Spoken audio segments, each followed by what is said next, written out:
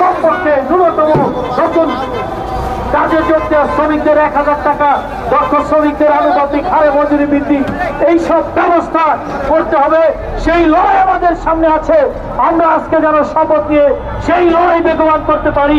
সেই লড়াইয়ের ক্ষেত্রে ইমারত নির্মাণ শ্রমিক ইউনিয়ন বাংলাদেশ ইনসাফ তার ঐতিহ্যগতভাবেই সাংগঠনিক শক্তির দিক থেকেই ইনসাফের সকল নেতাকর্মীদের উপর দায়িত্ব অর্পিত হয়েছে।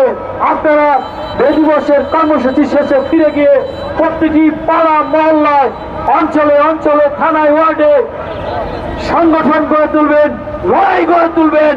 মে দিবসের রক্ত বৃথা যেতে দেব না। মে দিবসের শহীদদের আবারও শ্রদ্ধা জানিয়ে, আমাদের প্রিয় নেতা রাজ্জাক ভাইয়ের প্রতি শ্রদ্ধা জানিয়ে আমি আমার বক্তব্য শেষ। কমপক্ষে ন্যূনতম নতুন কাজে যোগ দেওয়া শ্রমিকদের 1000 টাকা, দক্ষ শ্রমিকদের আনুপাতিক হারে মজুরি বৃদ্ধি, এইসব ব্যবস্থা করতে হবে।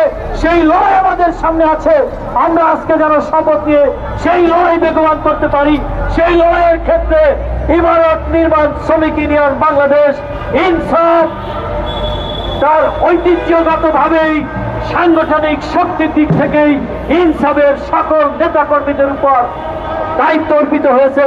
আপনারা মে দিবসের কর্মসূচি শেষে ফিরে গিয়ে প্রতিটি পাড়া মহল্লায়, অঞ্চলে অঞ্চলে, থানায়, ওয়ার্ডে সংগঠন গড়ে তুলবেন, লড়াই গড়ে তুলবেন। মে দিবসের রক্ত বৃথা যেতে দেব না। মে দিবসের শহীদদের আবারও শ্রদ্ধা জানিয়ে, আমাদের প্রিয় নেতা রাজ্জাক ভাইয়ের প্রতি শ্রদ্ধা জানিয়ে আমি আমার বক্তব্য শেষ।